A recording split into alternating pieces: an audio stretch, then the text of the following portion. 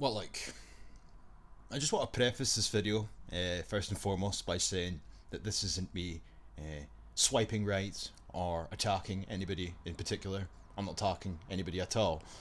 I'll also add as an additional caveat though, if you think I am attacking you, I don't give a fuck, quite frankly. But just to put it out there, I'm not. It's not my intention. If anything, it's more the Scottish Daily Express that I have an issue with, an issue that I raised to a certain extent in the video that I made a few days ago pertaining to the SNP's crackpot motions that they intend to debate, if you will, if you want to call it a debate, at their upcoming conference.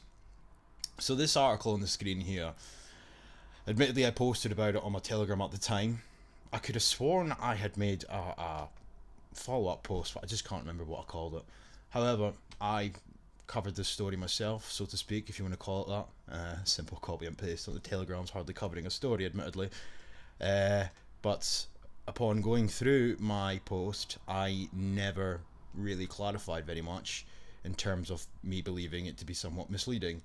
In the comment section, however, if I just come on to it quickly, I do make reference to the fact that it's misleading.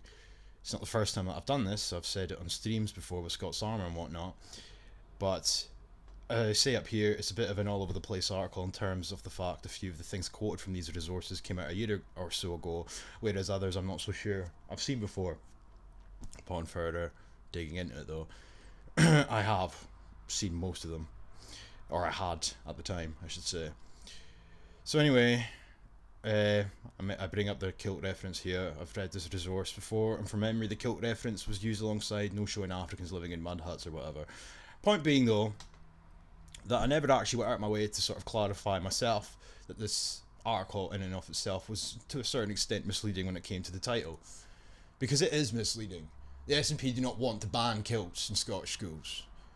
Now, the only issue that I have with the main issue that I have with the Scottish Daily Express, for all I'll give credit where it's due for them bringing attention to this fact, that this is written in a resource to a certain extent, it's the fact that when it came out at the time, the reason that I actually saw the article at the time was because it was being posted all over Twitter, and people were focusing on that specific element of the article. There's a few other things that are somewhat grotesque within the article, which I'll come on to briefly. But this is something that I wanted to really just put out there, because focusing on the headline, focusing on what it has to say, because I don't like the Scottish Daily Express. I really don't like them because of the way that they sort of, not only are their articles all over the place, and they sort of foisted in their own bias, which is fine. Obviously, if you're a regular viewer of my channel, you know that I do the same sort of thing. But it's the fact that it sort of deviates away from the core or the crux of the problem, you know? And as I said earlier on at the start of the video, this isn't an attack on anybody. I've seen a few individuals over the course of the past several months covering this, and I agree with the vast majority of what they've said. So as I said, it's not an attack on anybody in particular, but it's sort of deviating to a certain extent away from what's really most important when it comes to where this resource derives from. Now, I summarised this to a certain extent, which I'll play in a second. A stream that Derber had invited me onto, and I make reference to this article while sort of summarising the bigger picture, so to speak, which I'll do now. I'll show you that. Keeping an eye on anyway, the now is I was absolutely astonished to find it out, because I had no idea. In Scotland, there's a group called, I actually had the tab open earlier on.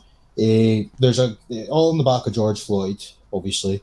You know yourself, every orifice of the West, you've seen opportunists coming out of the woodwork to peddle for change and whatnot. But in Scotland, they developed this group called it's called Rear Rep, but it's the Race Equality and Anti-Racism in Education programme. And in the SNP's manifesto, the last election, 2021, they promised that they were going to implement an anti-racist education, because that's what, these activists were calling for. George Floyd dies in America, so we need anti-racist education in Scotland somehow. But by and large, what's ended up happening, and so that's what I've been keeping an eye on, is they're now developing a programme which is it's critical race theory. It literally said it on their website for. I genuinely found it by pure accident. They released a rake of minutes for all the meetings that they've been having in secret, and they've got 4 different subgroups to their main group, which is the RERIC thing. One of them is called curriculum reform, and it talks about that they are the curriculum reform team are wanting to develop a new curriculum for Scottish education, and it's predicated on a critical race theory framework. Where's that effect? In black and white on their website. They've taken it away now, they've edited all the pages, but I've been watching this transpire taking place and materialising for the last few month or so. There's a programme called the Building Racial Literacy Programme, which is, remember that article that was doing the rounds? People were talking about it, where essentially they were saying, oh, Scotland's planning on banning the kilt. Do you remember that? It was maybe about a month ago. Oh, no, I don't remember the one about banning the kilt. No, I don't. It was like anti-racist resources, and the headline was a bit misleading, to be fair, because it was stuff from last year. But nonetheless, one of the things that the article contained was a woman was quoted as talking about white tears as a concept, and essentially saying if white kids cry when they hear about the anti-racist crap that they're being taught, you're not to comfort them, because at the end of the day they're learning about stuff that affects BAMEs. So this woman who was quoted in that article, she's the one that's creating the Building Racial Literacy Programme, and she's working with the Scottish Government. She's part of the team, she's part of Education Scotland. So there's this programme that's being developed in secret. So everybody thinks it's just this anti-racist education. It's just going to be about don't be racist to BAMEs, poor BAMEs, etc., etc. No, it's critical race theory. Critical race theory is coming to Scottish schools very, very soon. I'll be keeping an eye on it. Like I've shared it about. The guy from UK Column, Alex, shared it to his credit for play. So I'm hoping that in time it will get a bit more traction. But I've noticed when it comes to Telegram, these chats that I'm in, like with the odd time I've shared stuff, people are very receptive to LGBT propaganda. But see, when it comes to the anti-racist stuff, they don't want to know. Right. Now, the white tears thing was from this document here, Anti-Racist Toolkit for Educators. Or for teachers. I don't know why they've started referring to them as educators. I don't know when the name changed, but it did. From Scott Deck. I'll post all these links again, but I covered this, and admittedly, I actually kind of glossed over, not the white tears thing specifically, but the kilt reference, which I'll come on to in a second. I covered these resources last year, August 27th, 2021. And obviously this is when the Scottish Government first announced, well, they were rubber stamping anti-racist resources. The first few anti-racist resources, which obviously came off the back of their manifesto pledge to implement an anti-racist education. So this article here, embedding race equality into schools, a new package of support materials for teachers and staff will embed anti-racism and race equality in all aspects of school life, with Education Scotland, which is effectively the Scottish Government, but they try to pretend that they're two separate entities, in fairness. The Education Scotland's resource will ensure children and young people see language, content and imagery that reflects the diversity of culture, identities and experiences, including their own. Right. I won't read through the entirety of this, but my point being, if you come down to the bottom, this was the links, the hyperlinks to the 3 resources that they'd effectively rubber stamped. Or 2, the first one being just Education Scotland's actual website. If it's going to open up, that'll be handy dandy. There's promoting race equality and anti-racist education. But anyway, you can pause that if you want. I'll post these links anyway. But obviously, one of the other links was to this. Now, from this page, this resource is for all educators who want to make a start at understanding what anti-racism is, and how we as teachers and pupils, allies and individuals with lived experience of racism can start an anti-racist journey as individuals, communities and wider society. Come down a wee bit further, then you get to the PDF. Now if you come to the PDF, this is it here. I'll just scroll back up to the top very quickly. This is the women in question, of course. Oh, I love the wee description there. Oh, she's a light-skinned BAME standing in a park while smiling at the camera. Isn't that bold, progressive, and brave? But yeah, anyway, about the author, there's it here, A. Adams Bairns, as the document was called. So, come down to page 23, and this is the woman in question. No, this isn't the woman responsible for this document. Let me preface that. But this woman here is the one responsible for the Building Racial Literacy program. Okay? Melina is her name. She was responsible for the website that came out a few years ago, the Anti-Racist Educator, which is absolutely grotesque, may I add. However, there's a few quotes from her. I'm pretty sure there's a hyperlink to her PDF as well, where this is actually taken from. However, this part here, white tears. This is the part that I mentioned in the stream at Urbadower. White tears are the specific phenomenon where a white person starts crying in response to an accusation of racism that they've committed. While the committer might feel sad, guilty, or ashamed, focus should not be with them, but with the person who's experienced harm. You know, but obviously this is in the context of children, because it's a document aimed at teachers, for the teachers in question to let this sink in so they know how to operate in the realm of when they're teaching the shit to children, you know. So that was my point to bringing that up. However, and I'll come back to the Melina individual in just a second, because this is my main point for making this video. I believe the Scottish Daily Express article, credit where it's due in terms of bringing attention to a certain extent, but it's a misleading title, so to speak, because there's a bigger issue at play here, has been for some time. But this was another document that was provided. You can access that as well via the same website, Education Scotland. This one here, promoting and developing race equality and anti-racist education, an overview. So on this one, Education Scotland, I've been through this document before, as I say, the video that I made last year. I also made a separate video on it, not that long ago actually, a few months ago. But anyway, if we come down, just want to show you whose face appears. Oh, look who it is. It's Shirley Ann Somerville, the feminist bulldog. Of course the fuck it is. Of course it is.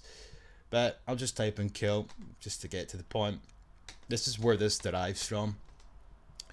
Okay, so this is when they're referring to sort of decolonising the curriculum.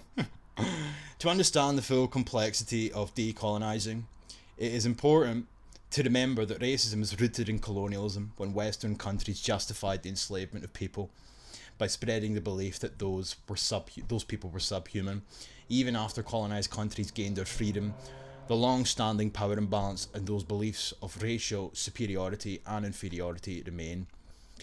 This is known as coloniality, which our Puerto Rican decolonial scholar Nelson Maldonado Torres argues that coloniality is maintained alive in books and the criteria for academic performance, in cultural patterns, in common sense, in the self-image of peoples and aspirations of self, and so many other aspects of our modern experience. In a way, as modern subjects, we brave coloniality all the time and every day. Isn't that bold, progressive and brave from our Scottish Government's educational proxy?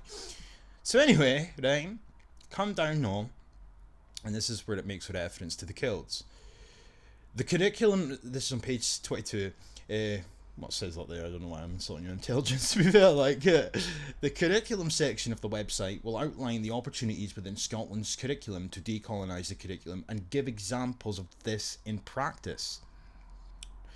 To what extent is diversity normalised and embedded in the curriculum? These are reflective questions for the teachers to, consider, ask themselves on a daily basis when they're, dodging and ducking and diving and weaving from all the microaggressions if they're brown. To what extent do the resources in your setting promote diversity and portray members of all ethnic and cultural groups in positive and non-stereotypical ways? For example, avoid showing Scots in kilts or black children as poor, helpless Africans. So there's your reference to the kilt. Now that's heinous in and of itself. My issue, as I said, with the Scottish Daily Express is they're trying to insinuate with their article that the SNP intend to ban the kilt. That's not what that fucking says. It's not what it says at all. Now that's my problem. My issue really just relies around that fact, because focusing on that allows for people to, respond with a rebuttal. But this is part of a much larger issue. It's not just decolonization, as they classify it as. It all ties in neat and nice to global citizenship, a concept I've covered on a multitude of occasions before, and that's not me patting myself in the back. The reason that I emphasise that is because the more that I read into it, the more heinous I find it to be.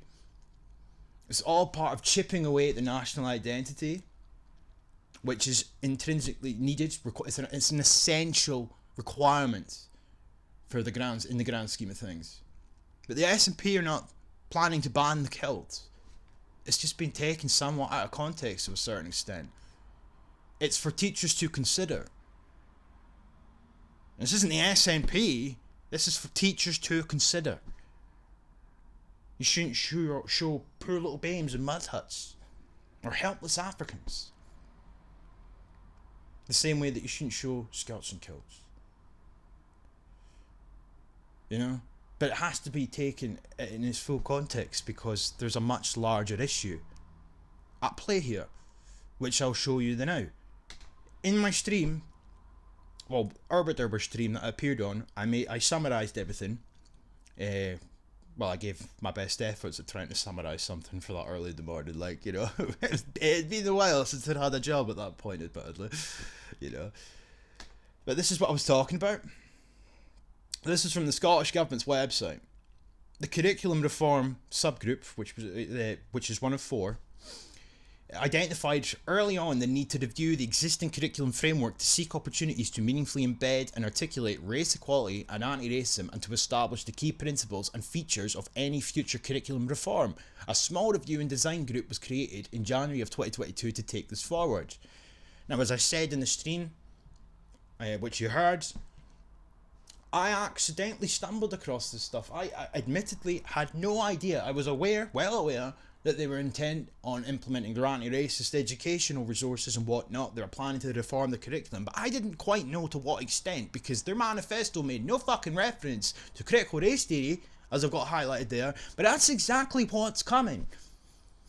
The subgroup has a vision that Scotland's schools and early learning environments will promote and embed racial equity, anti-racism and global citizenship through its systems, leadership and curriculum, using a critical race theory framework. All of our learners and the people that support them will benefit from a curriculum, culture and ethos that reflects the diversity of the early learning and school community. Now, if you go onto that website today, this is gone. This has been removed. Now, I don't pat myself on the back and say that I'm responsible for that, but I do find it somewhat peculiar that after I started covering it, it fucks off. It's gone. But that doesn't mean that the programs themselves have stopped. Because as I made reference to regarding the white tear phenomenon, as it was classed as in one of the documentations that I provided, Melina, here's her here, Melina, whatever that second name is, and she's a BAME activist, half Indian, half French, right? And she is responsible for this program here, or she's one of many, but she's a sort of a spokeswoman for it, shall we say. Here's her here. And as I posted on Twitter a few months ago, quoted that. But this program here, building racial literacy, seriously, this is critical race theory coming in the back door. We've got problems with learning for sustainability education. We've got global citizenship education. And now we've got this to contend with as well. So my point to conclude all this is I'm not, as I said, attacking anybody. Unless you're from the Scottish Daily Express, seriously, give yourself a shake, like. But the SNP are not planning to ban the kilt. And I just think that these misleading headlines go a long way to sort of hinder the process of getting the truth out there properly. Just one more time. This program right here. That's where a lot of this derives from. Peace.